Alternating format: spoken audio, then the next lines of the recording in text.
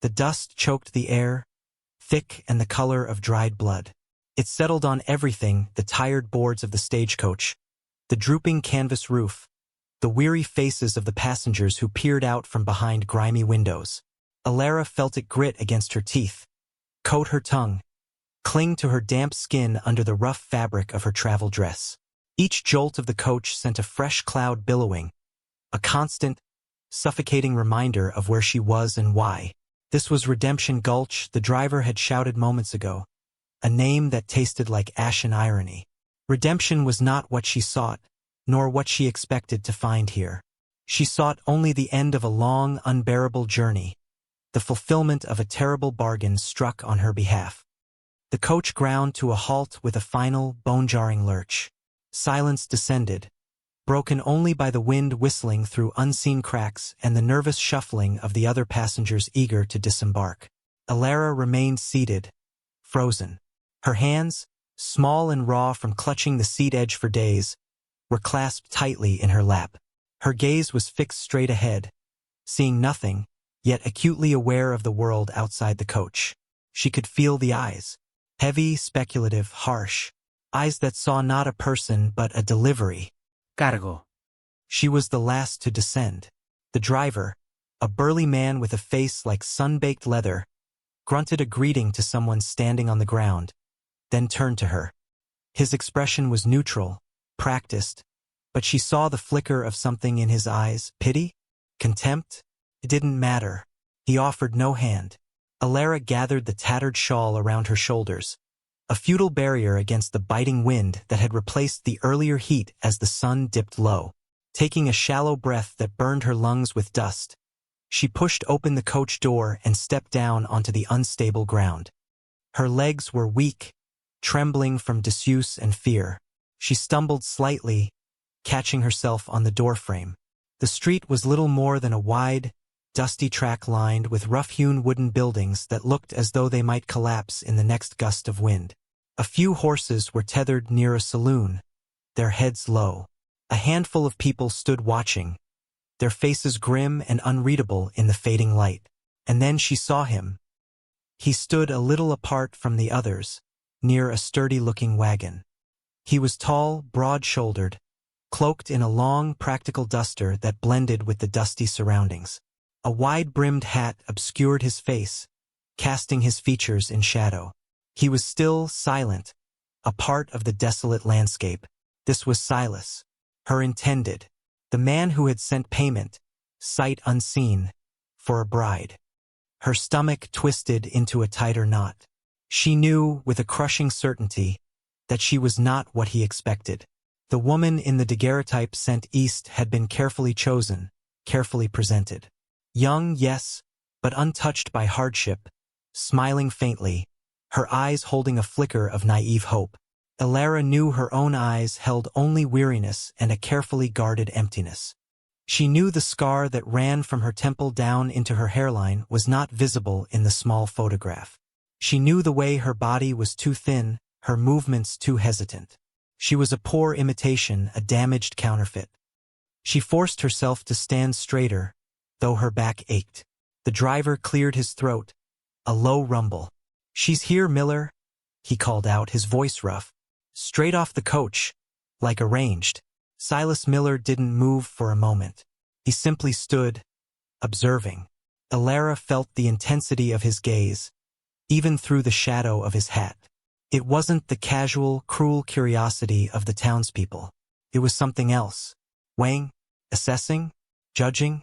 She couldn't tell. The silence stretched, taut and heavy. It felt like an eternity before he finally pushed himself away from the wagon. His movements were slow, deliberate. He walked towards her, his spurs jingling softly in the quiet. As he drew closer, she could make out more details. His face was weathered, lined around the eyes, set in a perpetual, unreadable stillness. His eyes were a pale, piercing blue, startling against his tan skin and dark hair. They held no warmth, but neither did they hold disgust or anger. They simply observed. He stopped a few feet away. He didn't offer a greeting, didn't introduce himself. He just looked at her, his gaze sweeping from her worn boots to her face. Alara held her breath, waiting for the inevitable question, the accusation, the disappointment. Instead, he looked back at the driver. The papers. His voice was low, gravelly, like rocks tumbling in a dry creek bed. The driver produced a folded document from his coat. Silas took it, unfolded it, and read it slowly, his eyes scanning the lines of formal script. Alara watched him, her heart hammering against her ribs. This was the contract, the agreement, the proof of her transaction. She felt a wave of humiliation wash over her, hot and prickly under her skin. To be reduced to words on a page, a commodity exchanged for money. He finished reading and folded the paper precisely. He tucked it into an inner pocket without a word. Then he looked back at Alara. His blue eyes met hers, steady and unwavering. For a long moment he said nothing.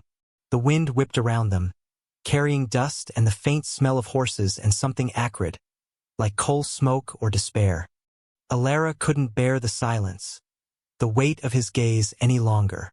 I am Alara, she whispered, her voice hoarse from dust and disuse. Felt foolish stating the obvious. Who else would she be? He nodded slowly, a barely perceptible movement. Miller, his name. Not a greeting, just an acknowledgement. He looked her over again, more thoroughly this time. His gaze lingered on her face, on the scar she tried instinctively to hide with her hair, on her thin frame. Alara braced herself. Was this where he declared the deal void? Where he said she wasn't the woman in the picture? That he hadn't paid for damaged goods? He lowered his gaze and looked at the small, battered valise at her feet. That all you brought? His question was so utterly practical, so devoid of the judgment she expected, that it caught her off guard. Yes, she managed, her voice still a whisper. It is all I have. He nodded again. He didn't ask about her past, didn't comment on her appearance, didn't express disappointment. He simply accepted the stated reality. He turned towards his wagon. Get in, he said, his voice flat. Alara hesitated. Get in? Just like that? No further words? No explanation? No confirmation of their arrangement, however grim, but there was no alternative. The stagecoach was already being unloaded of other cargo. The townspeople were beginning to disperse, their moment of spectacle over. She was alone with this silent, imposing man. With trembling hands, she picked up her valise. It was light, holding only a few changes of clothes, a worn Bible, and the small, smooth stone her mother had given her years ago. She walked towards the wagon, her legs still unsteady. Silas was already seated on the driver's bench, holding the reins. He didn't offer a hand up. Alara hoisted herself onto the bench beside him, the wood hard and unyielding beneath her. He didn't look at her. His gaze was fixed on the mule's harness to the wagon. He clicked the reins, and the wagon lurched forward, pulling away from the stagecoach, away from the handful of buildings, out into the open, desolate land. Alara clutched the valise in her lap, her knuckles white. The silence between them was vast, more profound than the emptiness of the landscape stretching out before them.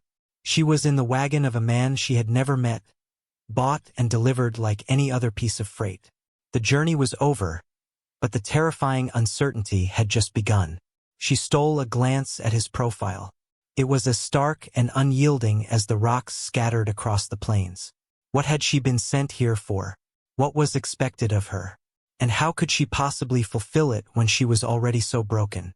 The wind carried the dust, swirling it around them, a perpetual shroud in this place of harsh beginnings and unknown ends. The homestead, wherever it was, felt a million miles away.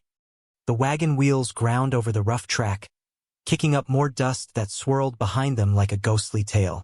The land stretched out in all directions, vast and empty, broken only by low, scrubby brush and scattered, sun-bleached rocks. The sky above was immense, a pale, washed-out blue bleeding into bruised purple on the horizon as the sun continued its descent. There were no trees, no rivers, no signs of habitation save for the faint wagon tracks they followed. It was a landscape of unrelenting emptiness, and Alara felt it mirrored the space inside her. Silas drove in silence, his attention solely on the mules and the track. He sat straight-backed, his hands steady on the reins. He didn't speak, didn't look at her. The only sounds were the creak of the wagon, the jingle of the harness, the soft thud of the mule's hooves, and the ceaseless whisper of the wind. Alara huddled on the bench beside him, trying to make herself as small as possible. The cold she had felt earlier had settled deep into her bones. She pulled the thin shawl tighter, but it offered little warmth. Her thoughts were a chaotic swirl of fear, exhaustion, and a deep, gnawing uncertainty. Where was he taking her? What was this place? What kind of life awaited her? She had been sent away from everything she knew, from the whispers and the pity and the judgment that had followed the incident. Sent away as a burden, a problem to be solved, a damaged commodity to be traded for something else. A wife, they had said. A bride. The words felt hollow and mocking here, in this desolate land, beside this silent, formidable stranger. She risked a glance at him. His profile was stern, his jaw set. His eyes were fixed on the distance. Was he regretting his purchase already? Did he see her frailty, her fear, the marks the world had left on her? Did he realize she was not the woman in the picture? She was nothing like that hopeful, untouched girl. That girl was gone, shattered into a million pieces. What was left was this tired, frightened shell. The miles passed slowly. The sun dipped lower, painting the sky with fiery oranges and reds that seemed to mock the gray desolation of the land. Shadows lengthened, distorting the shapes of the rocks and bushes into menacing forms.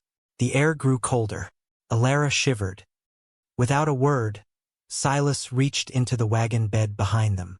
He fumbled for a moment, then pulled out a thick, wool blanket. He handed it to her, his movement economical, his gaze still ahead. "Wrap up," he said, his voice low. It wasn't a question or even really an offer. It was a quiet command, given without looking at her. Alara took the blanket. It was rough but surprisingly warm. She wrapped it around herself, pulling it tight. The simple gesture, devoid of any expected courtship niceties, yet undeniably practical and considerate in its own way, chipped away slightly at the wall of fear she had built around her heart. It was a small crack, barely perceptible, but it was there. He hadn't ignored her discomfort. "Thank you," she murmured, the word feeling strange and small in the vast silence. He gave another one of his imperceptible nods. That was all. No response, no acknowledgement of her gratitude. Back to the silence, the rhythmic creak of the wagon. She watched his hands on the reins. They were large, calloused, capable hands. Hands used to hard work. She watched the way he handled the mules, firm, but not harsh. He seemed attuned to them, to the land. He knew this place. He belonged here in a way she felt she never could. She was a fragile thing from a world of fences and gardens and paved streets, dropped into a place of raw, untamed wilderness. As darkness deepened, the stars began to emerge, one by one, then in their countless multitudes. The sky became a breathtaking display, a river of light stretching across the blackness. Alara had never seen so many stars. In the city, the gaslights and the smoke had always dimmed their brilliance. Here, they blazed with an intensity that was both beautiful and overwhelming. It made her feel even smaller, even more insignificant against the backdrop of the universe. Silas finally pulled the wagon to a halt near a cluster of large rocks. "We'll stop here for the night." He moved efficiently, unharnessing the mules, letting them drink from a canvas water bag he produced, hobbling them to graze on the sparse grass. He built a small fire using dried brush, the flames a welcome splash of warmth and light in the vast darkness. Alara watched him, unsure of what to do. She was used to servants, to being told what was needed. Here there was only her and him and the silence. "There's some jerky in the box," he said, gesturing to a wooden crate in the wagon. "Water skins here." He didn't offer to get it for her. She understood. She was not a guest. She was present. She was expected to manage. Alara climbed carefully down from the wagon. Her legs protested, stiff and sore. She retrieved the jerky, a tough, leathery strip that was difficult to chew, and drank from the water skin. Silas ate his own jerky in silence by the fire. When they were done, he spread a canvas tarp near the fire, then unrolled 2 bedrolls. He laid them out side by side, but with a clear space between them. He took one, she took the other.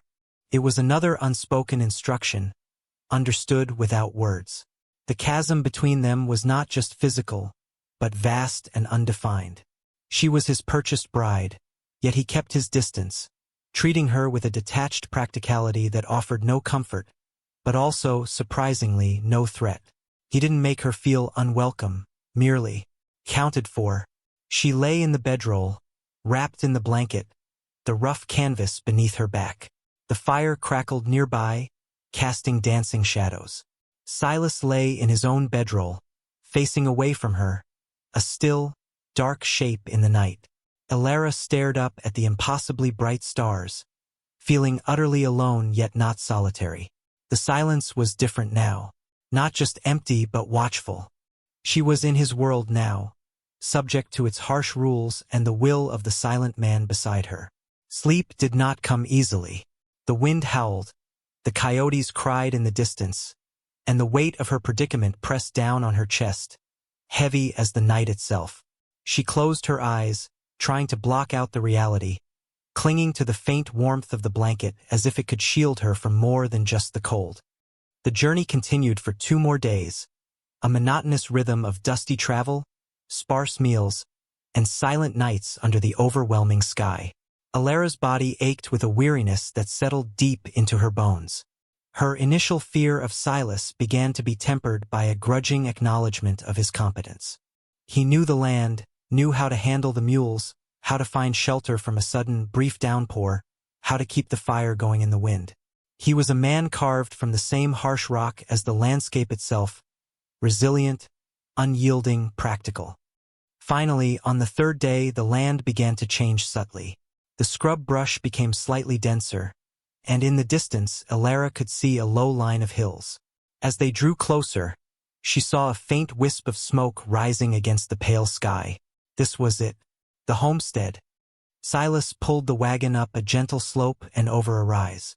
Below them, nestled in a small, shallow valley, was a simple, sturdy structure built of logs and earth.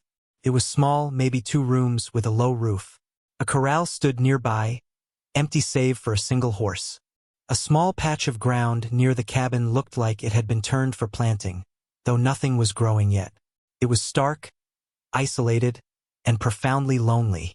It looked less like a home and more like a fortification against the vast, indifferent wilderness surrounding it. Silas stopped the wagon on a flat area near the cabin. He didn't speak, didn't offer any explanation or greeting. He simply dismounted, his movements as efficient and silent as ever. Alara followed his lead, climbing stiffly down from the wagon seat. The air here was slightly cooler, cleaner, perhaps because of the nearby hills, but the silence was just as profound, broken only by the wind and the distant cry of a hawk. Silas began unharnessing the mules. "Water's down by the creek," he said, gesturing vaguely towards the back of the cabin. "Small trail." Alara nodded, understanding the implicit instruction. She still had her valise. It felt absurdly small and insignificant here. What was expected of her now? What were the duties of a purchased bride in this desolate place? Was she to cook, clean, work the land? Her knowledge of such things was rudimentary at best. Her upbringing had been one of sheltered ease, a world away from this raw, demanding reality. She watched Silas finish with the mules. He led them towards the corral, opened the gate, and turned them loose. They immediately lowered their heads to graze. Then he turned back to the wagon and began unloading supplies: sacks of flour, sugar, beans, tools, a few boxes of goods. He carried them all with quiet strength, taking them towards the cabin door. Alara stood awkwardly for a moment, then decided to follow his earlier instruction. She left her valise by the wagon and walked towards the back of the cabin. She found the faint trail he mentioned, leading down a gentle slope towards the sound of running water. It was a small creek, clear and cold, tumbling over rocks. The sight and sound of it were a balm after the dusty journey. She knelt by the bank, cupped her hands, and drank deeply. The water was sweet and pure. As she rose, she saw Silas standing near the cabin door, watching her. He wasn't staring, just observing, waiting. She felt a familiar surge of anxiety. What did he want her to do? She walked back towards him. He had finished unloading the wagon. He stood by the open cabin door, holding the last box. He gestured inside with his head. "Go on in." Alara stepped past him, entering the cabin. It was small, a single large room divided by a rough partition that didn't reach the ceiling, separating a sleeping area from the main living space. The floor was packed earth. A crude table and 2 chairs sat in the center of the main room. A stone hearth and chimney occupied one wall, a small collection of cooking pots and pans hanging nearby. A narrow bed frame with a straw mattress lay in the sleeping area. It was clean but Spartan, utterly without comfort or decoration. Silas entered behind her and set the box down near the table. He walked over to the hearth, knelt, and began laying a fire with kindling and small pieces of wood. He worked with quiet efficiency. Alara stood in the middle of the room, feeling lost and useless. This was his world, his space. She was an intruder, a foreign object dropped into a carefully ordered, albeit simple, existence. "Your things can go in there," he said, nodding towards the sleeping area. Alara retrieved her valise from the wagon and brought it inside. She set it on the floor near the bed. There was no wardrobe, no chest of drawers, just the bed and a rough wooden shelf on the wall. She sat on the edge of the bed, the straw mattress rustling beneath her. Silas got the fire going. It cast a flickering light and a small circle of warmth into the room. He stood up and dusted off his hands. He looked around the cabin, as if assessing its readiness. His gaze finally settled on her, sitting on the bed, clutching her valise. "There's work needs doing," he stated, not unkindly but factually. "Water needs hauling, firewood stacked, food needs cooking." He listed the tasks without assigning them specifically to her. It was just the reality of life here. Work was constant and necessary, but the implication was clear. She was here now. She was expected to contribute. I can try," she said softly, her voice hesitant. She felt a flush of shame. The bride he paid for should have been capable, skilled, not a woman who barely knew how to light a stove. He didn't react to her hesitation. "Water first," he said. "Buckets by the door." Alara nodded and stood up. The bucket was heavy, made of metal. She walked out of the cabin and followed the trail down to the creek. The sun was beginning to set, casting long shadows. The air was cool and crisp. Filling the bucket was easy, but lifting it, full of water, was difficult. It was heavy, pulling at her arms. She struggled back up the slope, the water sloshing over the sides, wetting her skirt and her boots. By the time she reached the cabin, her arms ached and she was breathless. Silas was splitting firewood outside, his axe rising and falling with steady rhythm. He glanced up as she approached, saw her struggle, but said nothing. He didn't offer to take the bucket from her. She understood. This was her task. She carried the bucket inside and set it down near the hearth. Her hands were trembling. She made several trips to the creek as darkness gathered, each one a small battle against her own weakness and the weight of the water. By the time she finished, her muscles burned with exhaustion. Silas had stopped splitting wood and was coming inside. He poured some water into a pot and hung it over the fire. He took a sack of beans from the box he'd brought in earlier and began sorting through them, picking out small stones and debris. Alara watched him, still unsure of her place. What should I do now?" she asked. He didn't look up from the beans. "Fire needs wood. Keep it fed." She went outside again, into the darkness, her heart pounding slightly. She found the pile of wood Silas had split and began carrying pieces inside. stacking them near the hearth. The wood was rough against her skin, some pieces heavy and awkward to carry. She worked silently, steadily, focusing on the simple physical task. It was a relief to have something concrete to do, something that required only effort, not knowledge or social grace. By the time she finished, Silas had the beans simmering in the pot. The cabin was filled with the smell of wood smoke and cooking. He put a little coffee in a pot and added water from the bucket, setting it on the fire to brew. They ate the beans in silence, scooping them directly from the pot with metal spoons. The coffee was strong and bitter. Alara was too tired to eat much, but she forced herself. She needed her strength. After eating, Silas banked the fire for the night. He didn't speak of their arrangement, didn't mention the contract, didn't allude to why she was here or what their future held. He simply went to his bedroll on the floor and lay down, his back to her. Alara sat by the dying fire for a while longer. The silence was oppressive, filled with all the things left unsaid. She looked at his still form, then at the rough room that was now her home. She was married, she supposed, in some legal sense, tied to this silent, practical man in this desolate place. She was not what he had paid for. She was a shadow, a problem, a survivor carrying scars he knew nothing about. What would he do when he saw the depth of her damage? Would he send her away? There was nowhere else to go. Tears welled in her eyes, silent and hot. She quickly wiped them away. She would not break. Not here. Not now. She had survived worse. She would find a way to survive this too.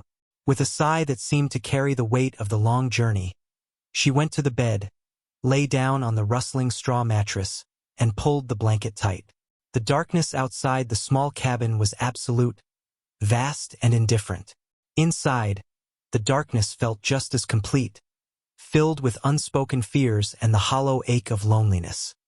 The days settled into a rhythm dictated by the sun and the demanding needs of the land. Alara learned to haul water without spilling too much, to build and maintain the fire, to sweep the earth floor, to wash their few clothes in the creek. Her hands became rough, her muscles ached constantly, but a thin layer of strength began to build beneath the weariness. Silas continued his routine. He worked from sunup to sundown, clearing land, mending fences, scouting the area. He was a man of few words, his communication primarily through action and quiet presence. He didn't instruct her verbally often, but she learned to anticipate his needs and the tasks that needed doing simply by observing him and the state of the homestead. If the woodpile was low, she brought in more. If the water bucket was empty, she went to the creek. They ate together, always in silence, sitting across from each other at the rough table. The meals were simple: beans, salt pork, tough jerky, coffee. Alara learned to make a passable bread using the sourdough starter Silas kept alive in a crock near the fire. It was a small victory, the creation of something edible and warm in this harsh environment.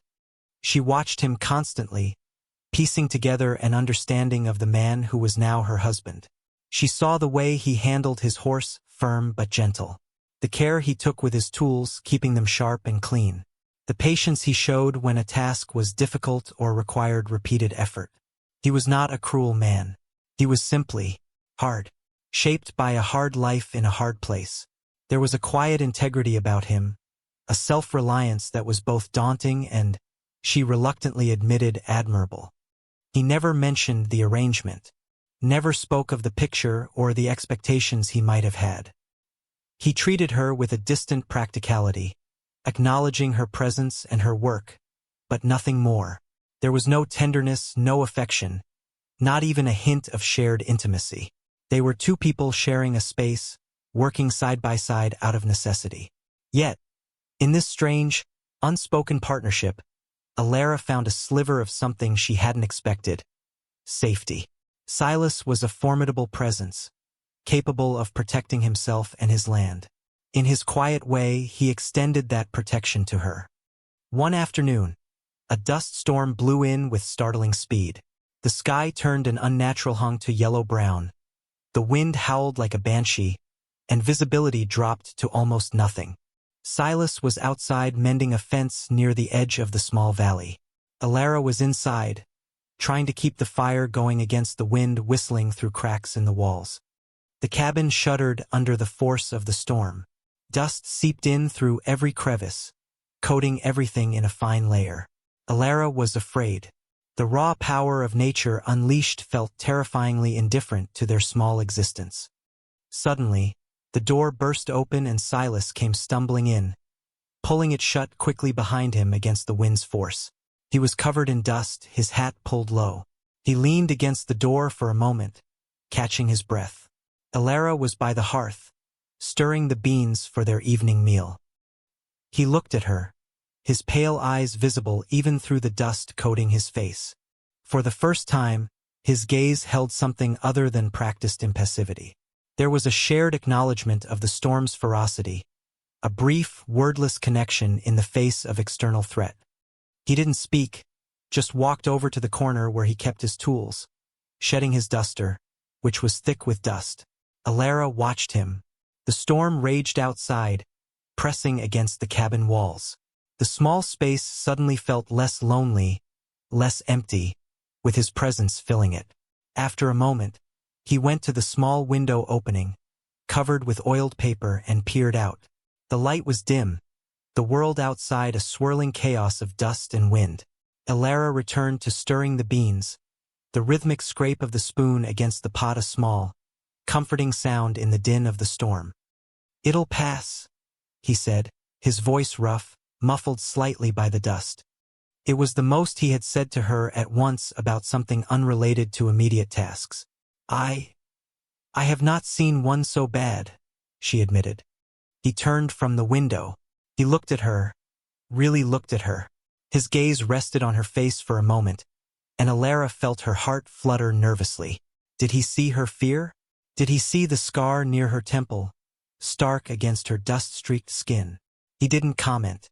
Instead, he walked to the fire, held out his hands to the warmth for a moment, then went to the table and sat down.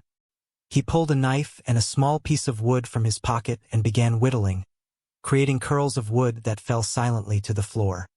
Alara continued to cook, the sound of the storm surrounding them. The silence between them was no longer just empty. It was shared. Two people weathering a storm together in a small cabin in the middle of nowhere. A tentative connection, forged in the crucible of shared experience, began to take root in the barren ground of their arrangement. It was not trust yet, not true understanding, but it was the first fragile tendril of something that might one day grow. The fear was still there, but it was no longer overwhelming. She was not alone. Days bled into weeks. The sun beat down relentlessly. The land remained dry and unforgiving. Alara's hands were calloused, her face weathered by wind and sun, but she was stronger. Her body had adapted to the relentless physical labor. She could now carry 2 buckets of water from the creek without stopping, stack firewood efficiently, and even help Silas with simple tasks like mending fences or clearing brush, her smaller hands able to reach places his could not. Their unspoken partnership deepened. They worked side by side for hours in the sun, the only communication brief, functional phrases or shared glances that conveyed understanding. She learned to read his subtle cues, the tightening of his jaw when he was frustrated with a stubborn post, the slight relaxation of his shoulders when a difficult task was completed. He, she suspected, was learning to read her as well, though his expressions remained largely inscrutable. He still never spoke of their arrangement or her past. The scar remained, a silent testament to whatever had happened to her, but he didn't seem to notice it, or if he did, he attached no significance to it. This lack of judgment, this quiet acceptance of her as she was more healing than any words could have been. It chipped away at the walls she had built around her heart, the shame she carried like a heavy cloak. One evening, as they sat by the fire after a long day, Silas was mending a broken strap on a saddle. Alara was patching a torn shirt of his. The silence was comfortable, companionable in its own way. Alara hesitated, then decided to speak. The words were difficult to form, lodged in her throat. "Silas," she began, her voice soft. He stopped his work and looked at her, his blue eyes steady. She took a breath. I know I am not," What you expected, the words tumbled out haltingly. The picture. I was different then. Before, she gestured vaguely towards her face, indicating the scar, the changes hardship had wrought. I understand if you wish to send me back. Or, he held her gaze, his expression unreadable. He waited for her to finish. Or to end this arrangement, she concluded, the words heavy with the fear of rejection. She had nothing else to offer him, no dowry, no untouched innocence, nothing but her willingness to work and her quiet presence. She felt utterly vulnerable, exposed. Silas looked at her for a long moment. The firelight flickered on his face, softening the harsh lines slightly. He didn't immediately respond. Alara's heart hammered in her chest. This was the moment of truth. The moment he would acknowledge her damage, her deviation from the expected purchase. Finally, he spoke, his voice low and deliberate. I paid for a wife. Alara waited. Was that all? He put down the saddle strap and the tools. He leaned back against the wall of the cabin, his gaze still fixed on her face. They sent a picture. Said she was young, healthy, no kin. Needed a place. He paused. Didn't say much else. He was confirming her suspicion. The sellers had been deliberately vague, perhaps even misleading. When the coach arrived, he continued, his voice flat, and you stepped down. I saw you weren't the same girl in the picture. Alara flinched inwardly. He saw it. He knew. But, he said, and the word hung in the air between them. You came. He didn't say, despite everything. He didn't say, even though you were different. Just you came. You work, he added, his gaze dropping to her hands, rough and capable now. You don't complain. You do what needs doing. He looked back up at her face. His blue eyes held a flicker of something she couldn't quite decipher, assessment. Yes, but also something else, something akin to quiet respect. The picture, he said, his voice softer now, was just paper. He gestured around the cabin, the rough walls, the fire. This is real. What you do here, that's real. He didn't explicitly say he accepted her, that she wasn't a disappointment. But his words, his calm acknowledgement of the discrepancy, and his focus on her actions rather than her appearance or past, spoke volumes. He saw her resilience, her strength, her willingness to face this difficult life. He saw her, not the girl in the faded photograph, not the damaged goods she feared herself to be, but the woman who stood before him now, patching his shirt by the fire. A wave of emotion washed over Alara, so unexpected and powerful it almost overwhelmed her. It was the first time someone had looked past the surface, past the history, and seen the truth of her effort, her survival.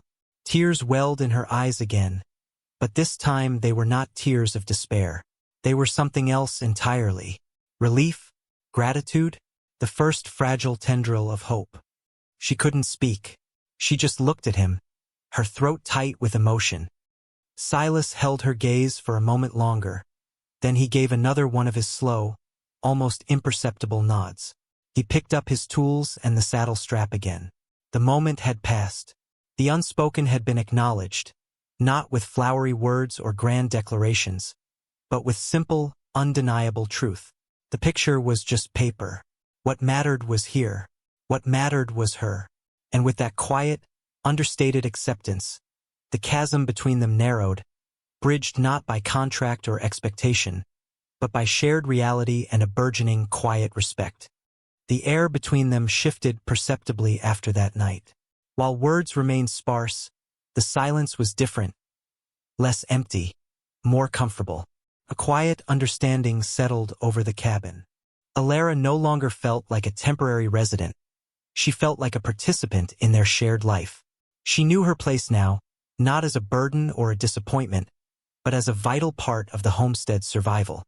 Their work together became more fluid, more instinctive. They anticipated each other's movements and needs. When Silas was wrestling a heavy log for the fire, she would appear without being asked to help steady it. When Alara was struggling to knead stubborn dough, Silas might quietly take over for a few moments, his strong hands effortlessly working it before returning it to her. These small, unspoken collaborations built a foundation stronger than any formal agreement. Alara began to add small touches to the cabin, subtle changes that made it feel less like a temporary shelter and more like a home. She arranged the few pots neatly, kept the fire stoked consistently, found ways to make their simple meals slightly more palatable. She even managed to start a few seeds in cracked pots near the window, nurturing the fragile sprouts with water from the creek. Silas didn't comment on these changes, but he noticed. She would sometimes catch him looking at the small green sprouts, a faint, unreadable expression on his face. The vulnerability she had shown the night she spoke of the picture, and his quiet acceptance, had opened a door. They still didn't talk about her past, or the events that had brought her here, but the heavy burden of hiding was lessened. She was simply Alara, the woman who worked beside him, who shared his cabin and his life in this isolated corner of the world. One afternoon, Silas returned from a trip to town with a bolt of coarse but clean fabric, a small tin of buttons, and a few needles and spools of thread. He simply set them on the table when he came in. "Figured you could use them," he said, his gaze directed at the hearth. It was the most direct acknowledgement he had made of her personal needs. Alara felt a warmth spread through her chest. "Thank you, Silas," she said softly, genuinely grateful. He gave his customary nod and went about his business. But the gesture was significant. It was an investment, a practical one, in her comfort and ability to contribute. She immediately set to work cutting and sewing, making simple, sturdy dresses better suited to the climate and the work than her worn travel clothes. It felt productive, a way to use skills she hadn't thought useful here. Their evenings, though still mostly silent, held a new quiet companionship. He would whittle, she would sew or mend. The only sound was the crackling fire, the occasional hoot of an owl outside, and the small, domestic sounds of their tasks. It was a peaceful rhythm, earned through shared hardship and unspoken understanding. The land around the homestead, however, remained a constant reminder of their precarious existence. The drought persisted, the creek's flow lessened, and the ground grew harder under the relentless sun. Silas worried about the small garden they had started, about the sparse grazing for his horse and the mules. Alara saw the lines of tension deepen around his eyes. Then, a new threat emerged, not from the sky or the land but from other men. Silas had been wary of strangers from the start. He had chosen this isolated spot for a reason, a need for solitude that Alara didn't fully understand but respected. But isolation didn't guarantee safety. One evening, as dusk settled, a rider appeared on the horizon. He rode hard, pulling up to the cabin in a cloud of dust. He was a rough-looking man, his eyes scanning the homestead with an unsettling avarice. He wasn't from Redemption Gulch. Silas stepped out of the cabin, his posture alert and guarded. Alara stood in the doorway behind him, watching nervously. The man introduced himself as Jed. He said he was a prospector, his claim played out, looking for work or a place to rest. But there was something in his demeanor that set Alara's teeth on edge. His eyes lingered on her for a moment too long, a speculative, unpleasant look. Silas was polite but wary. "Nothing here," he said, his voice flat. "Just me and the land." He didn't introduce Alara. He kept her presence as understated as possible, but the man knew she was there. Jed lingered, asking questions, his gaze flicking around the homestead. He commented on the sturdy cabin, the potential for finding water nearby. His questions seemed less like idle curiosity and more like an assessment of value, of vulnerability. "Heard tell there might be land claims opening up further north," Jed said, his eyes fixed on Silas. "Good land. Rich soil." Silas didn't take the bait. "This land suits me." Jed finally seemed to realize he wasn't getting anywhere. With a shrug and a final, lingering look at Alara, he remounted his horse.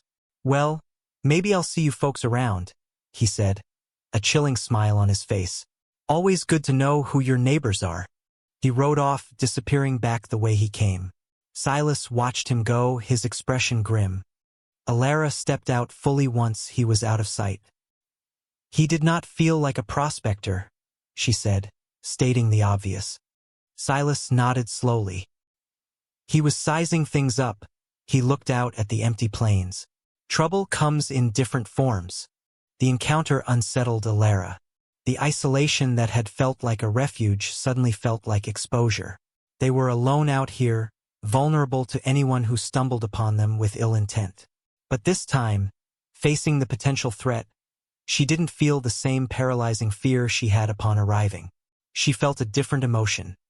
A fierce protectiveness towards the small, hard-won life they were building here, and towards the silent man who had, in his own way, given her a place to belong.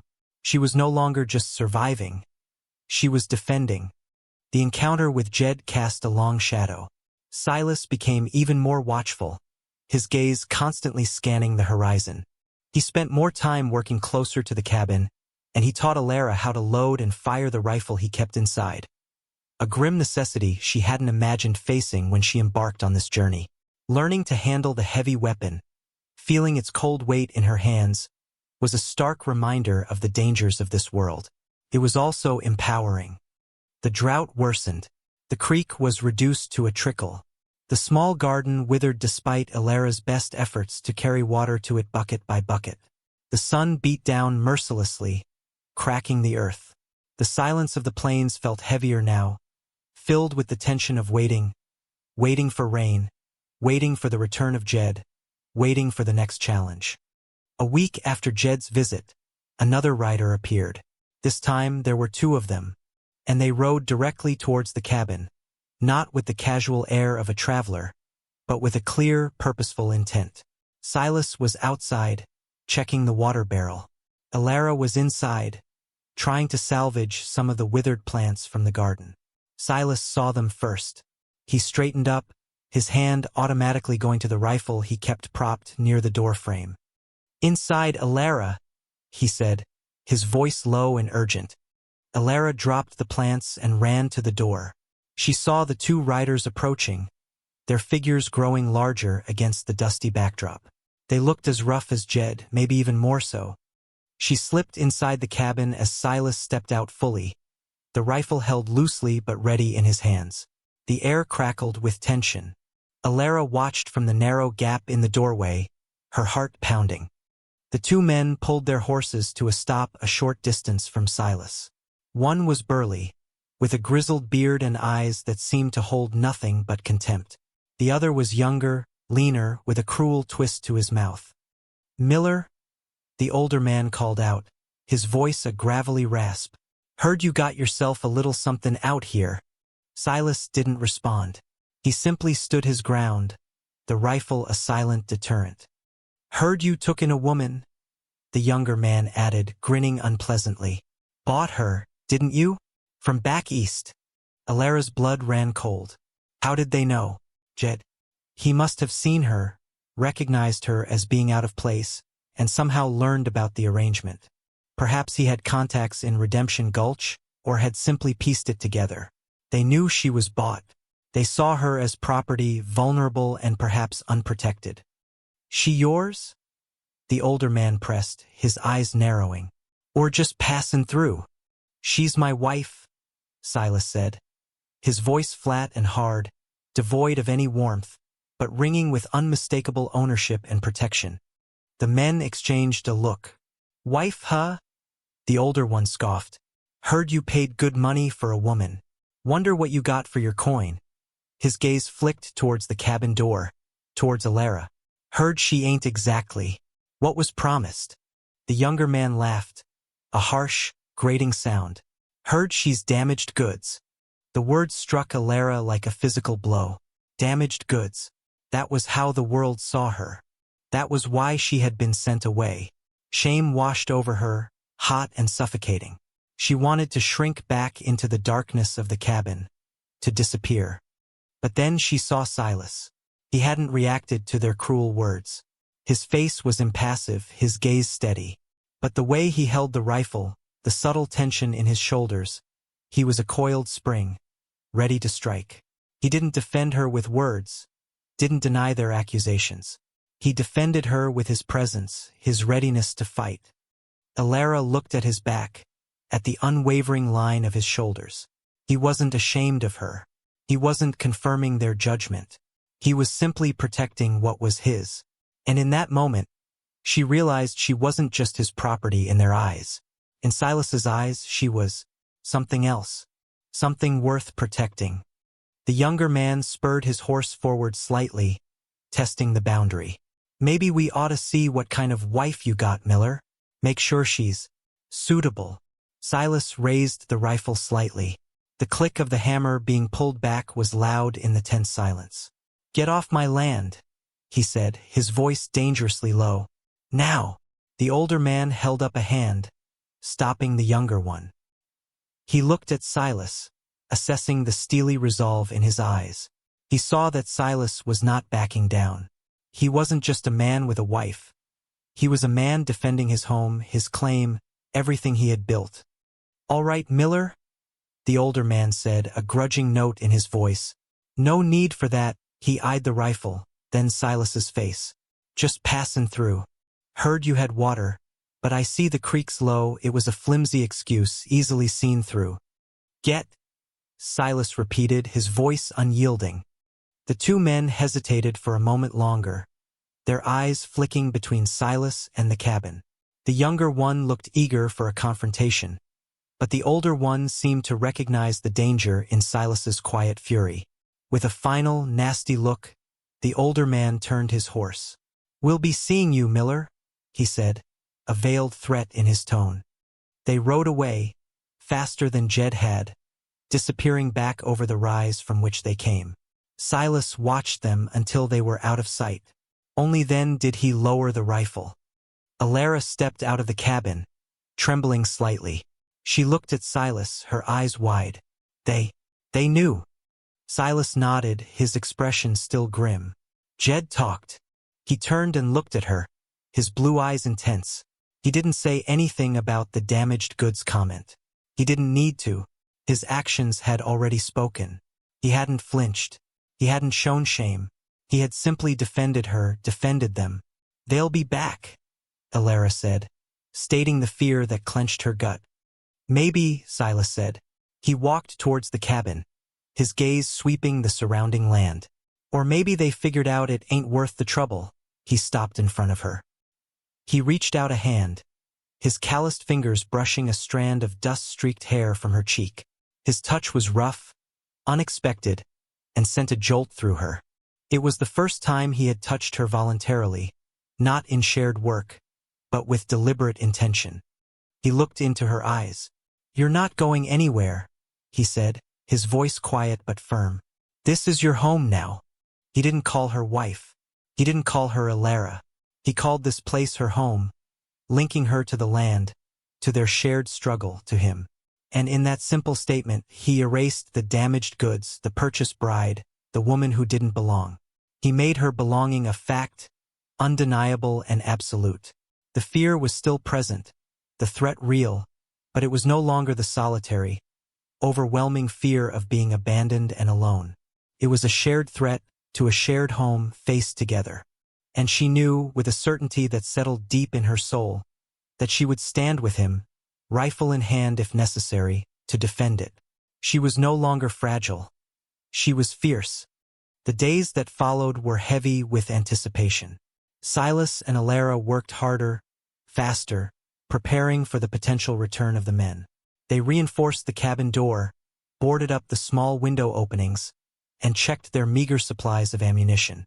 The drought continued, adding another layer of hardship to their preparations. The silence between them was no longer comfortable. It was taut with unspoken tension, but it was a shared tension, a shared purpose. Alara found a strength she hadn't known she possessed. The fear was still there, a cold knot in her stomach, but it didn't paralyze her. It sharpened her senses, fueled her determination. She practiced loading the rifle under Silas's quiet tutelage, her movements becoming more confident, less fumbling. She learned to track the sun, to listen for sounds carried on the wind, to watch the distant horizon for telltale dust clouds. She was no longer the frightened, fragile woman who had stepped off the stagecoach. She was a woman of the plains, forged in the same harsh environment that had shaped Silas. They spoke little of their feelings, but their actions spoke volumes.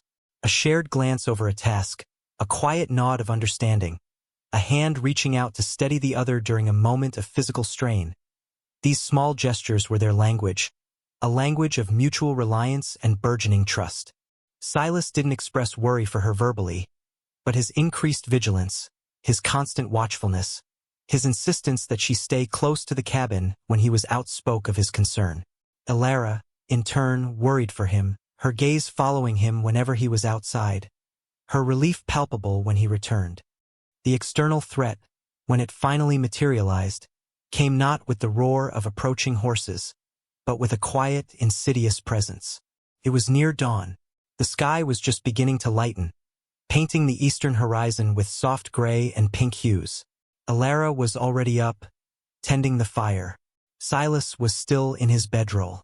She heard at first a faint sound outside. Not the wind, not an animal. A scraping sound, near the corral. Her heart leaped into her throat. She froze, listening intently. Silas was instantly awake. He moved with silent speed, rising from his bedroll, his hand reaching for the rifle. His eyes met hers across the dim cabin, a silent question passing between them. The scraping sound came again, closer this time, near the cabin wall. Someone was trying to pry loose a log. Silas motioned for Elara to stay low. He moved silently towards the door, rifle in hand. Alara's mind raced. 2 men, Jed and one other? Or were there more? Suddenly, a voice from outside, low but audible through the thin walls. "Miller, we know you're in there. Open up." It was the older man, the one called Jed's companion. Another voice, sharper, younger. "We just want the woman, Miller. She ain't worth dying for." Jed. Elara felt a fresh wave of fear, but it was quickly overridden by a surge of defiance. They wanted her. They saw her as the weakness, the prize. But she was no longer weak. She was part of this home, part of this defense. Silas didn't respond. He moved to the side of the door, pressed against the wall. "Last chance, Miller," the first voice yelled, frustration creeping in. "Send her out and we'll leave you be." There was a loud thud against the door, as if they were testing its strength. Silas glanced back at Elara. His face was grim, determined. He motioned towards the back of the cabin, towards the small section partitioned off as the sleeping area. A small, heavy chest sat there, containing their few valuables and their limited ammunition. His eyes told her, "Get the extra ammunition." Elara nodded, understanding. She crawled quickly and silently towards the sleeping area, keeping low to the ground. Outside, the sounds of frustrated men grew louder. More thuds against the door. Shouts. They were trying to break in. Elara reached the chest. Her hands fumbled slightly in the dim light as she opened it. Inside were several boxes of rifle cartridges. She grabbed 2, her fingers clumsy with tension. Just then, a loud crash. The cabin door shuddered violently, splintering near the lock. They were using something heavy, perhaps a log, as a battering ram. Silas reacted instantly. He kicked out the weakened door, throwing it open onto the attackers outside. He fired the rifle in the same fluid motion. The shot echoed through the quiet dawn, loud and terrifying. A cry of pain from outside. Silas ducked back inside, reloading the rifle with practiced speed. "Back wall," he ordered Elara, his voice sharp. Elara scrambled towards the back of the cabin, pressing herself against the log wall. She could hear shouting and cursing from outside. One of the men was hit. "Get the other one, Jed," the injured man yelled. "He got Clem." Jed's voice closer now. "He's in the cabin. Get him." Silence for a moment, then the sound of footsteps approaching cautiously. Silas was by the door, rifle ready. Elara gripped the extra cartridges, her knuckles white. Jed appeared in the doorway, silhouetted against the lightning sky. Silas fired again. A grunt, and Jed stumbled back, but didn't fall. He seemed to dive to the side, out of the line of fire. "He's hit," Jed yelled, his voice raw. Get around back. Through the window. Alara's blood ran cold. The small window openings. They were covered with oiled paper, not solid wood. They were vulnerable. Alara! Silas shouted, already anticipating their move. Back window. Alara didn't hesitate. She scrambled across the earth floor to the sleeping area, where the back window opening was. She could hear movement outside, footsteps circling the cabin. They were coming for the window. She reached the opening. The oiled paper covering was thin. She could see a shadow moving outside. A face pressed against the paper. It was Jed. He ripped at the paper, tearing it away to reveal the small opening. His eyes, wild and determined, met hers. Alara didn't think. She raised her hands, gripping the 2 boxes of cartridges like stones, and hurled them with all her might through the opening, directly at his face. One box hit him squarely in the eye. He cried out, stumbling back, momentarily blinded and disoriented. It was enough. Silas was there in an instant, coming around the partition. He reached the window opening and fired the rifle out. The shot was close, muffled slightly by the logs. Another cry cut short, the sound of a body falling heavily to the ground outside. Silence descended again, thick and heavy, broken only by the whimpering of the injured man outside the front door. Silas stayed by the window, listening intently. After a long moment, he lowered the rifle slightly. He glanced at Alara, standing frozen by the wall, her chest heaving, her hands empty. His eyes held a flicker of surprise, then a quiet approval. She had acted, had fought back. She hadn't cowered. Stay inside, he said, his voice low. He moved back towards the front door, cautiously peering out. The injured man was still whimpering. Silas stepped out of the cabin again, his rifle aimed. Alara stayed inside, listening. She heard Silas's voice, cold and sharp. Get up. Get your friend. Get off my land. The whimpering man protested, said he was hurt. Silas's response was curt, unforgiving. You came for trouble. You found it. Now move. Alara didn't hear everything, but she heard the sounds of struggle, then the heavy thud of something being dragged. Silas returned to the doorway a few minutes later, his face set. He closed the door, barring it more securely this time. He stood there for a moment, listening. The sounds of retreat faded into the distance. They were gone. He turned to Alara. The sun was higher now, casting streaks of light through the cracks in the walls. Dust motes danced in the air. He walked over to her. She was still trembling, the adrenaline draining away, leaving her weak. He looked at her, his eyes assessing. You threw the cartridges, he stated, not a question, but a simple observation. Alara nodded, unable to speak. He looked at the small window opening, then back at her. A faint, almost imperceptible softening around his eyes.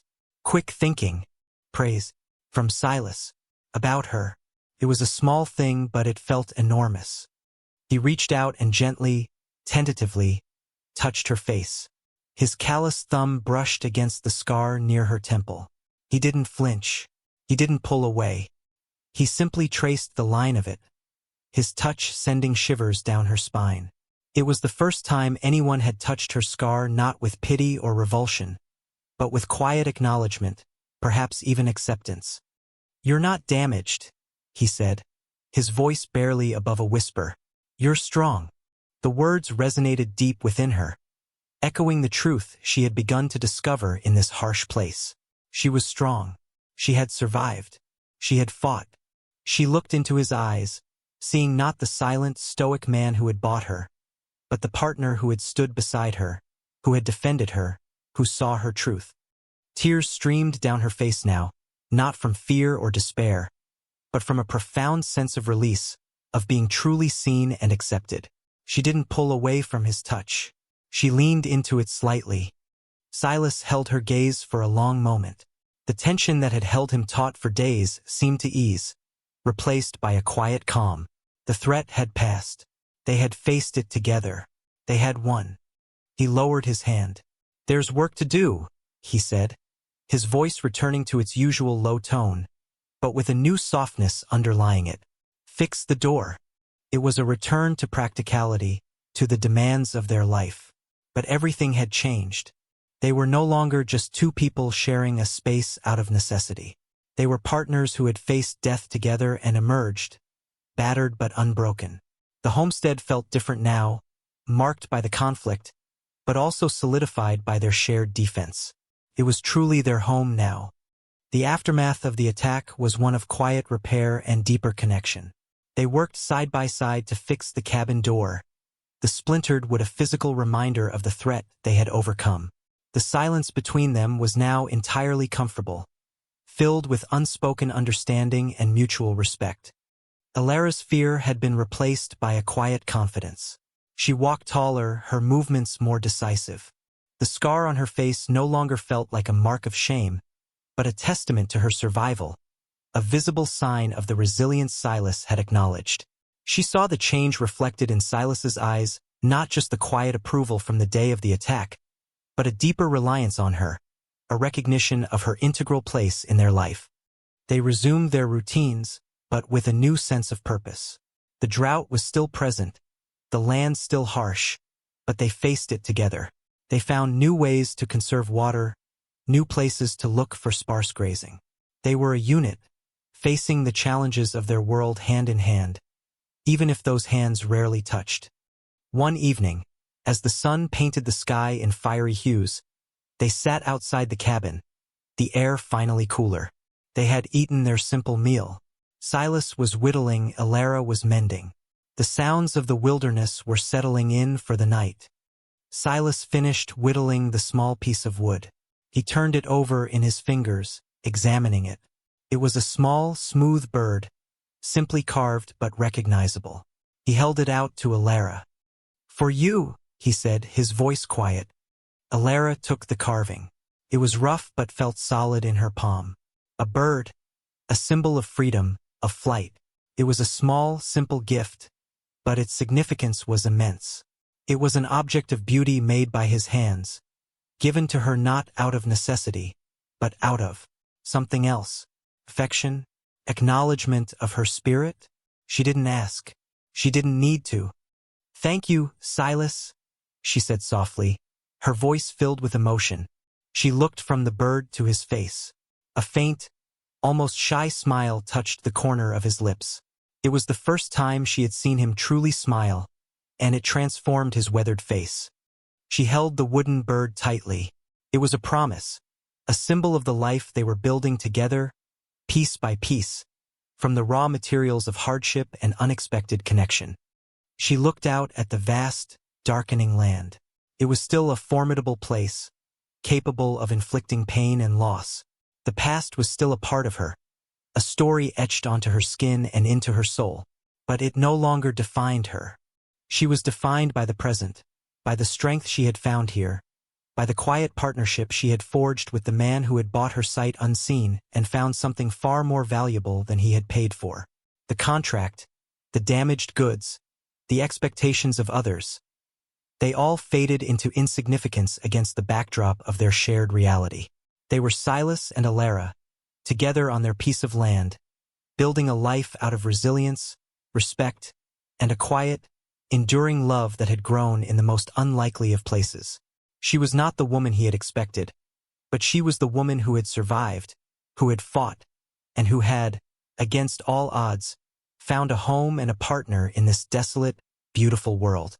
The journey had been long and hard, but it had led her here, to a place where she was seen, accepted, and strong. And that, she knew, was a form of redemption she had never dared to hope for. The stars began to emerge overhead, countless and brilliant, watching over their quiet, hard-won peace.